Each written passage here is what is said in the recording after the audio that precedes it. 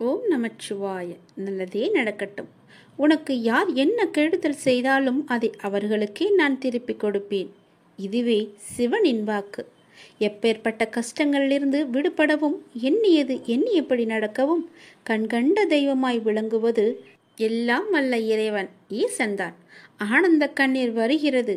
என் வாழ்க்கைக்கு நீ ஒரு நோக்கம் கொடுத்தாய், அர்த்தம் கொடுத்தாய், பெரிய தோல்விகளை கொடுத்தாய். அதிலிருந்து எப்படி மீண்டு வருவது என்று எனக்கு பாடத்தையும் கற்றுக் கொடுத்தாய். மீண்டு வரவும் வைத்தாய். என் வாழ்க்கை மூலமே என்னை கற்றுக்கொள்ள வைத்தாய். இப்போது தோல்வியில் என் மனம் சமநிலை அடைந்து விட்டது. அதுபோல் வெற்றியிலும் ஆடாமல் என் மனம் சமநிலையில் இருக்க அருள் புரிவாய். எனக்குள்ளிருந்து வழி நடத்தும் ஈசனே, இதை இறுதி வரை தொடர்வாய். நீ என் மூலமாக செய்யும் பணியால் உன் திருப்புகழை நான் அடியவர்களிடம் சேர்க்க வழி தந்தாய். உன் அடியவர்களின் அன்பான மனதில் அடியேனுக்கும் சிறு இடம் தந்தாய். நன்றி ஈசனே, மிக்க நன்றி. திருவாசகம் படிப்பதால் என்ன பயன்? அதன் மந்திர சக்தி என்ன? சிவபுராணம் என்றால் என்ன? அதை தினமும் படிப்பதால் வரும் பயன்கள் என்ன? சிவபுராணத்தின் பெருமைகள். தில்லையில் ஒரு ஆணி மாதம் ஆயில்யம் அன்று சிவபெருமான் அந்தணர் வடிவம் தாங்கி திருநீறு பூசி மாணிக்க வாசகர் தங்கியிருந்த மடத்திற்கு வந்தார். வந்தவர் மாணிக்க வாசகர் பெருமானிடம், தாங்கள் எழுதிய திருவாசகத்தை நீங்கள் ஒரு முறை சொன்னால் அப்படியே ஓலைச்சுவடுகளில் எழுதி கொள்கிறேன் என்றார். மாணிக்க வாசகர் அமர்ந்து இருந்தபடியே 51 பதிகங்கள் கொண்ட திருவாசகத்தின் 658 பாடல்களையும் சொல்ல சொல்ல பெருமான் எழுதி கொண்டார். எழுதி கொண்ட திருவாசம் அடங்கிய அத்தனை ஓலைச்சுவடிகளையும் பெருமான் நாடரசார் சன்னதி முன்பு வைத்துவிட்டு மறைந்து விட்டார்.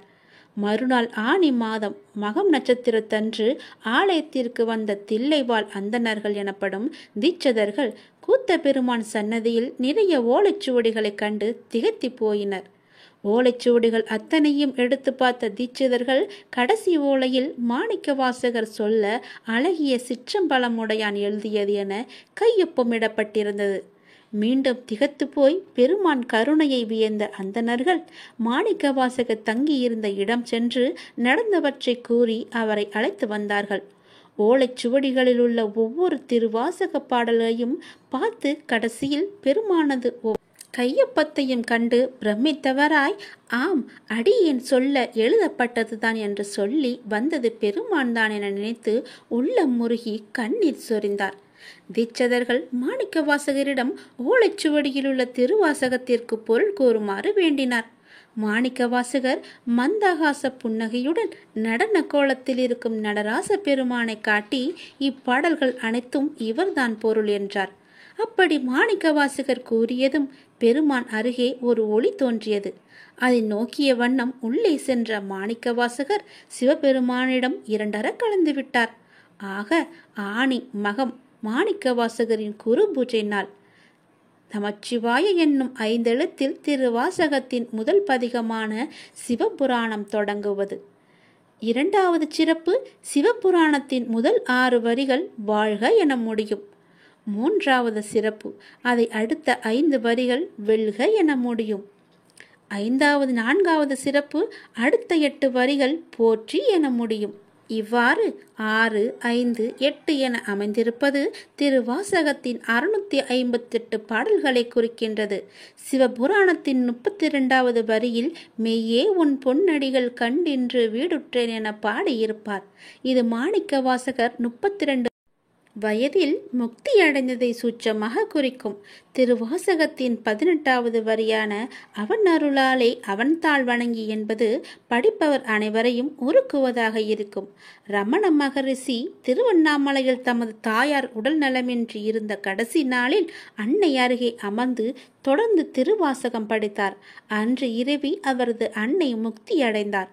காஞ்சி மகா பெரியவரிடம் குழந்தை இல்லாத ஒரு தம்பதி சென்று தங்கள் குறையை கூறினர். பெரியவர் திருவாசக புத்தகத்தை கொடுத்து ஒரு குறிப்பிட்ட பதிகத்தை தினமும் படிக்கச் சொன்னார். அவர்களுக்கு வரிசையாக 6 குழந்தைகள் பிறந்தன. இறந்த வீட்டில் கட்டாயம் சிவபுராணம் படிக்க வேண்டும். புல்லாகி பூடாகி புழுவாய் மரமாகி பல் விருகமாகி பறவையாய் பாம்பாகி கல்லாய், மனிதராய், பேயாய், கணங்களாய் என சுவை நிறைந்த திருவாசகத்தின் பெருமைகளை சொல்லிக் கொண்டே போகலாம். சொல்லிய பாட்டின் பொருளுணர்ந்து சொல்லுவார் செல்வர் சிவபுரத்தின் உள்ளார் சிவனடிக்கீழ் என்று வரியும் இருக்கிறது. எனவே தினமும் காலையும் மாலையும் ஒரு வேளையாவது நீங்கள் தினமும் திருவாசகம் படிக்க வேண்டும். சிவனின் அருளை பெற வேண்டும். முக்தி என்ற நிலை வேண்டுமானால் திருவாசகத்தை நீங்கள் படியுங்கள். அல்ல ஓதுவார் ஓத அதை கேட்டுக்கொண்டாக இருங்கள். உனக்கு யார் என்ன கெடுதாலும் அதை செய்தாலும் அதை அவர்களுக்கு திருப்பி கொடுப்பதுதான் சிவனின் வாக்கு. இதை நீங்கள் பின்பற்றி வாருங்கள். எல்லோருக்குமே நீங்கள் நல்லது மட்டுமே செய்யுங்கள். உன் மனதிற்கு நீ எப்பொழுதும் சந்தோஷமாகவே இருப்பாய். நீ எப்பொழுதும் நன்றாகவே இருப்பாய். உன்னுடைய கடந்த கால நஷ்டங்கள், இழப்புகள், ஏமாற்றங்கள், காயங்கள், தோல்விகள் எல்லாம் மறந்து போகும் அளவிற்கு உனக்கு நான் மிக பெரிய மகிழ்ச்சியை தரப்போகிறேன். என் ஆசையுடன் நீ நன்றாகவே இருப்பாய். நீ என்னுடைய பிள்ளை. இறைவா, எனக்கு ஏன் இந்த சோதனை என்று நீ புலம்பாதே. மரத்திற்கு இலையுதிர் காலத்தை வைத்தவன் வசந்த காலத்தையும் வைத்திருக்கிறான். ஞாபகம் இருக்கிறதா? அதை போல உன்னுடைய துன்பமான நாட்கள், உன்னுடைய சோதனை காலம் எல்லாமே முடிந்து உனக்கு வசந்த காலம் வீசும். அதே போல நம்மையும் நிரந்தர துன்பத்தில் வைக்க மாட்டார் என்று நீ நம்ப வேண்டும். நீ நினைத்தது நடக்கவில்லை என கவலைப்படுகிறாய் மகளே. அது நடக்க வேண்டிய நேரத்தில் இந்த அப்பாவின் ஆசியோடு நடக்கும். நீ முயற்சி செய். உனக்கான பலன் நிச்சயமாகவே கிடைக்கும். முயற்சியை மட்டும் நீ கைவிட்டு விடாதே. உன்னோடும் உன் குடும்பத்தோடும் தான் நான் இருந்து கொண்டே இருக்கிறேனே. நீ எல்லா செல்வ வளங்களையும் பெறுவதற்கு உனக்கே அரிதான வாய்ப்பு ஒன்று கிடைக்கும். பேரும் பெற்று சீரும் பெற்று சிறப்பாக நீ வாழப்போகிறாய். நிம்மதியான மகிழ்ச்சியான வாழ்க்கையை நீ வாழப்போகிறாய். நீ எதை பற்றியுமே எதிர்மறை சிந்தனைக்கு உன் மனதில் நீ இடம் கொடுக்க கூடாது. ஒன்றை மற்றும் நீ நினைவில் வைத்துக்கொள். நாம் செய்த புண்ணியமும் தர்மமும் நமக்கு இடம் தெரியாத இடத்தில் இக்கட்டான சூழ்நிலையில் ஏதாவது ஒரு ரூபத்தில் உன்னை காப்பாற்றும். அப்படித்தான் நீ என்றோ செய்த தர்மம் இன்று உன்னை காப்பாற்றி இருக்கிறது. இறைவன் யாருக்கு எதை விதித்துள்ளான் என்பது இறைவனுக்கு மட்டுமே தெரிந்த விஷயம். இறைவன் எழுதாமல் எதுவும் நடக்காது. இறைவனை நாடாமல் எதுவும் நமக்கு கிடைக்காது. முயற்சி மட்டும்தான் நம்முடையது. அதற்கான முடிவு இறைவனின் கையில் இருக்கிறது. அது இறைவனுடையது. அதற்காக நீ வருந்தாதே. எதை இழந்தாலும் அது இன்னொரு வடிவில் அது உன்னை வந்து சேரும் என்று நம்பு. எனக்கு அப்பா செய்வது எல்லாமே என்னுடைய நன்மைக்கு மட்டும்தான் என்று நீ நம்பு. வாழ்க்கையின் சந்தோஷத்தை பிற நபரோடு நீ தேடாதே. உங்கள் சந்தோஷத்தை உனக்குள்ளேயே தேடு. உங்கள் பிறவியின் காரணத்தை தேடு. உங்களின் வளர்ச்சியின் தடைகளை தேடு. நான் என்னும் ஆணவம் தவித்து நதி போல நீ ஓடு. பிடிக்காத செயல்களை கண்டு கொள்ளாமலும், வேண்டாத செயல்களில் உங்கள் கவனத்தை செலுத்தாமலும், தேவையில்லாத கேள்விகளுக்கு நீ பதில் கூறாமலும் இருந்தாலே போதும். உங்களுடைய உடலும் மனமும் ஆரோக்கியமாக இருக்கும். நீங்கள் மற்றவர்களால் தூக்கி எறியப்படும் ஒவ்வொரு பொழுதும் காகிதமாக நீங்கள் விழாதே. விதையாக எழுங்கள், மீண்டும் முளைப்பதற்கு. நம்மை தூக்கி எறிந்து விட்டார்களே என்று கவலையிலேயே அப்படியே வீழ்ந்தே கிடைக்காதே. எழுந்து வா. உன் அப்பாவின் துணையோடு உன் அப்பாவின் கரத்தை பிடித்துக்கொண்டு நீ மேலே எழுந்து வா. எல்லாவற்றிலுமே நீ ஜெயிப்பாய். என்னால் முடியும் என்ற தன்னம்பிக்கையோடு எழுந்து எல்லாவற்றையுமே வெற்றிப்படியாக மாற்றி காட்டு. ஒருவர் இப்படித்தான் என முடிவான பிறகு அவர்களை மாற்ற முயற்சிக்காமல் உங்களை நீங்களே மாற்றிக்கொண்டு அடுத்த நிலைக்கு சென்று பாருங்கள். யாருடைய நிழலுக்குள்ளும் உங்களை பழக்கப்படுத்தி கொள்ளாதிருக்கும் வரை வெயில் உங்களை சுடுவதில்லை. எத்தனை வேகமாய் நம்மை மற்றவர்கள் மறந்து விடுவார்கள் என்பதை நாம் உணர்ந்து விட்டாலே போதும். நாம் நமக்கான வாழ்க்கையை வாழ ஆரம்பித்து விடுவோம்.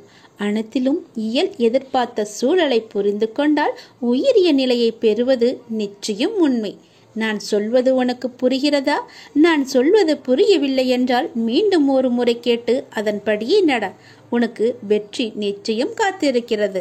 இந்த விஷயத்தை நான் வெகு நாட்களாக உன்னிடம் சொல்ல வேண்டும் என்று நான் நினைத்து கொண்டிருந்த விஷயத்தை இப்பொழுது நான் உன்னிடம் சொல்லிவிட்டேன். இப்பொழுதுதான் எனக்கு மன ஆறுதலாக இருக்கிறது. இனி நீ பிழைத்துக் கொள்வாய். என் குழந்தைதான் எனக்கு முக்கியம். நான் ஒவ்வொரு வினாடியும் உன்னுடன் தான் இருப்பேன். நீ தனியாக நடப்பதாக நினைக்கிறாயா? உன் பாதை என்பது என்னால் வடிவமைக்கப்பட்டது. என் அனுமதி இல்லாமல் எதுவுமே இங்கு நடக்காது, தெரியுமா? நீ ஏன் எல்லாவற்றையும் உன் தலையில் வைத்து கொண்டிருக்கிறாய்? ஏன் உன் அப்பா நான் உன் வழிகளை தாங்க மாட்டேன் என்று நினைக்கின்றாயா? நீ எப்போது என்னை அப்பா என்று அழைத்தாயோ அப்போதே எல்லா உரிமையும் உனக்கும் எனக்கும் இருக்கிறது. நீ அழும்போது என்னுடைய மனம் துடிக்கின்ற துடிப்பை என்னால் எந்த வார்த்தைகளில் உன்னிடம் கூறுவது என்று தெரியவில்லை. உன் மனவழி, உன் உடம்பில் ஏற்படும் என அனைத்து வழியையும் நீ என் பெயர் சொல்லி என்னால் அதை தாங்க முடியாது, எனக்கும் அதற்கான பலத்தை தாருங்கள் அப்பா என என்னிடம் கேட்கிறாய் அல்லவா? உன் வழியை நான் தாங்க மாட்டேனா? உன் கண்ணீரை காணும்போது அதுதான் எனக்கு வலியை, மிகுந்த வலியை ஏற்படுத்துகிறது. உங்கள் பெயர் சொல்லி என்னால் எப்படிப்பட்ட கஷ்டம் தரும் சூழ்நிலைகளையும் எளிதாக தாண்ட முடியும் என்று கூறும்போது நான் உனக்கு எப்படி உதவி செய்யாமல் இருப்பேன்? வலி தாங்காமல் சில நேரம் நீ கதறும்போது என்மேல் கோபம் கொண்டாலும் அது உன் மனதிலிருந்து வருவதல்ல. அதன் பிறகு என்னை மன்னித்து விடுங்கள் என்று கேட்டு நீ என் முன் நிற்கும்போது என் மனம் உன்னை எண்ணி கலங்குகின்றது. என் பிள்ளையை இப்படி விதியால் படும் அவஸ்தைகள் என் முன் இப்படி நிற்க வைக்கிறதே என்று. நீ துவண்டு போக மாட்டாய். என்ன கஷ்டம் வந்தாலும் நிமிர்ந்து பறந்து வானமாக மேலோங்கி நிற்கப் போகிறாய். யார் கைவிட்ட போதிலும் என் பக்தனாகிய உன்னை நான் ஒருபோதுமே கைவிட மாட்டேன். நீ எங்கு சென்றாலும் உன்னுடனே நான் இருப்பேன். எதை பற்றியுமே நினைக்காதே. உனக்காக யாருமே இல்லை என நீ வருந்தக்கூடாது. நீ அப்பா என அழைத்தால் உன்னை காக்க நான் வருவேன். நீ நினைத்தது நடக்கும். உன் வீட்டில் நீ நடக்க விரும்பும் சுப காரியங்கள் எல்லாவற்றையுமே நான் நடத்தி காமிக்கிறேன். என் ஆசையோடு நடக்கும். உன் முயற்சிக்கான பலன். வெகு நாட்களாக முயற்சி செய்து கொண்டே இருக்கிறாய் அல்லவா? எனக்கான வேலை வேண்டும், அதற்காக நான் முயற்சி செய்து கொண்டே இருக்கிறேன் அப்பா. எனக்கான சரியான வேலையை எனக்கு வாங்கி தாருங்கள். அந்த வேலையின் பொறுப்பை உங்களிடமே நான் ஒப்படைத்து விட்டேன் என்று என்னிடம் நீ கண்ணீர் விட்டு அழுவாத குறையாக என்னிடம் நீ கேட்டாய் அல்லவா? உன் மனக்குமுறல், உன்னுடைய மன வேதனை, உன்னுடைய மன வலி எவ்வளவு என்பது எனக்கு தெரியும். எனக்காக ஒரு நிரந்தர வேலை வாங்கி தாருங்கள் அப்பா என்று என்னிடம் நீ கேட்டாய் அல்லவா? அந்த முயற்சிக்கான பலனை நான் உனக்கு தரப்போகிறேன். நிச்சயம் அது உனக்கு கிடைக்கும். விரைவாகவே அந்த வேலையில் நீ உன் கையொப்பத்தை இடு. அதற்காக உன்னை நீ தயார்படுத்திக் கொள். இப்போது என்னுடைய ஆசையுடன் நீ முழுமையாகவே காப்பாற்றப்பட்டு விட்டாய். இனி எதற்காகவுமே நீ பயப்படக்கூடாது. நினைத்து கூட பார்க்காத விஷயங்கள் நடப்பதைக் கண்டு ஆச்சரியமடையப் போகிறாய். அமைதியற்ற மனநிலையிலிருந்து வெளிவரப் போகிறாய். என்னுடைய ஆசி என்பதை நீங்கள் உணர்ந்து கொள்ளப் போகிறாய். சரியான பாதையில் என் அப்பா என்னை அழைத்துச் செல்வார் என்ற நம்பிக்கையோடு இத்தனை நாட்களாக நீ காத்திருந்தாய் அல்லவா? அதற்கான பலனோடும் வட்டியோடும் நான் வந்திருக்கிறேன். என்னை தொட்டு எப்பொழுது என்னை அப்பா என்று கூப்பிட்டாயோ அதற்கான முதல் வேலையை நான் செய்ய தொடங்கிவிட்டேன். இனி எல்லாமே உனக்கான வெற்றி பாதையாக மட்டுமே அமையப் போகிறது. நீ கேட்ட வேலை உனக்கு நிரந்தரமாக கிடைக்கப் போகிறது. அதை பெற்றுக்கொண்டு உன் வாழ்வை நீ இனிமையாக பொழுதாக மாற்றிக்கொள். இதுதான் என்னுடைய உனக்கான ஆசீர்வாதம். உனக்கு எப்பொழுதுமே என்னுடைய ஆசியும் துணையும் எப்பொழுதுமே இருக்கும். உனக்கு பக்க பலமாக இருந்து உன்னை காப்பாற்றுவதுதானே உன்னுடைய அப்பாவின் வேலை. உன் அப்பா நான் சொல்கிறேன். உனக்கு தரும் இந்த வேலை நிரந்தரமான வேலை. என்னுடைய துன்பங்களுக்கெல்லாம் ஒரு தீர்வு கிடைக்காதா என்று ஏங்கி தவித்த உனக்கு ஒரு நிரந்தர தீர்வை தரப்போகிறேன். கேள். மகிழ்ச்சி என்பது வேறு எங்கும் நீ தேடி பெற முடியாது. அது முழுமையாக அடையக்கூடியதல்ல. அது உனக்குள்ளேயே ஊற்றெடுத்து நீங்கள் அந்த இயல்பிலேயே இருக்க வேண்டியது மிகவுமே அவசியம். மகிழ்வு என்பது உங்களின் ஏற்றுக்கொள்ளுதலை பொறுத்துதான் ஒவ்வொன்றும் அமைகிறது. பிறர் மகிழ்ச்சியாக இருக்கிறார்கள் என்று பார்த்தவுடன் தீர்மானித்து விடாதீர்கள். உங்களால் நினைத்து கூட பார்க்க முடியாத அளவிற்கு சோகங்கள் பிறர் வாழ்விலும் உண்டு. ஆனால் அதனை ஏற்றுக்கொண்டு சமநிலையில் வாழ்வதில் தான் இருக்கிறது உங்கள் வாழ்க்கையின் யதார்த்தமான சூழல். நீங்கள் தான் ஏற்படுத்தி கொள்ள வேண்டும் ஒரு மகிழ்ச்சிகரமான சூழலை. அதற்கான சாவி உங்களிடம் மட்டும்தான் இருக்கின்றது. எல்லோரையும் மகிழ்ச்சியாக வைத்துக்கொள்ள நினைப்பவர்கள் எப்போதும் மகிழ்ச்சியாக இருப்பதில்லை. மற்றவர்களை மகிழ்வித்து மகிழ் என்பதே இங்கு பொய்யாய் போய்கொண்டிருக்கின்றது. உன்னுடைய உழைப்பும் சொற்களும் உனக்கும் பிறருக்கும் பயனுள்ளதாக இருந்தால் மகிழ்ச்சியானது தானாக வரும். மகிழ்ச்சி வெளியில் இருப்பதாக மனிதன் தவறாக எண்ணிக்கொண்டிருக்கின்றான். அது அவன் மனதில்தான் இருக்கின்றது. நேற்று நடந்தவற்றை உங்களால் மாற்ற முடியாது. நாளை நடப்பதை தடுக்கவும் முடியாது. இன்றைய பொழுதில் இந்த கணத்தில் மகிழ்ச்சியாக வாழுங்கள். அதுதான் எல்லா துன்பங்களுக்கும் ஒரே தீர்வு. உன்னை யாரும் புகழும் போது மகிழ்ச்சி அடையாதே. அதை போல உன்னை இகழும் போதும் நீ கவலைப்படாதே. புகழையும் இகழையும் சமமாக கருதுபவரே மன அமைதியுடன் வாழ முடியும். நமக்கு கிடைக்கும் மகிழ்ச்சி என்பது இடங்களை பொறுத்து அமைவதில்லை. நம்மோடு பயணிக்கும் மனிதர்களை பொறுத்துதான் அமைகின்றது. மண் குடிசையில் வாழ்ந்தாலும் மனதிற்கு மகிழ்ச்சியாகத்தான் இருக்கும். மனதிற்கு பிடித்தவருடன் வாழ்ந்தாள். உன் மகிழ்ச்சியை அடுத்தவர்களிடம் நீ தேடாதே. அது உனக்கு தனிமையை மட்டுமே தரும். உன் மகிழ்ச்சியை உனக்குள்ளே தேடு. மகிழ்ச்சியாயிரு. எதிர்பார்த்த போது கிடைக்காத எதுவும் அதன் பிறகு எத்தனை முறை கிடைத்தாலும் அது மகிழ்ச்சியை கொடுக்காது. மகிழ்ச்சி இருக்கும் இடத்தில் வாழ நினைப்பதை விட நீ இருக்கும் இடத்தை மகிழ்ச்சியாக உண்டாக்கு. மகிழ்ச்சியாக வைத்துக் கொள்வதற்கு என்ன செய்ய வேண்டுமோ அதை நீ செய். உன் வாழ்க்கையில் நிறைவு கிடைக்கும். உண்மையான மகிழ்ச்சி என்பது நம்முடைய மகிழ்ச்சி யாரையும் கவலையடைய செய்யாது இருப்பதாகும். என்னை சுற்றி 1000 உறவுகள் இருப்பதை விட என்னையும் என் உணர்வுகளையும் மதிக்கின்ற ஒரே ஒரு உறவு இருந்தாலே போதும். நான் மகிழ்ச்சியாக வாழ்வேன். மகிழ்ச்சியில் கை குலுக்க மறந்தாலும் சோகத்தில் கண் துடைக்க வரும் கரங்கள்தான் உண்மையான உறவுகள். உயிர் இருக்கும் வரை மகிழ்ச்சியாக வாழ வேண்டும் என்பதை விட நிம்மதியாக வாழ வேண்டும் என்பதுதான் முக்கியம்.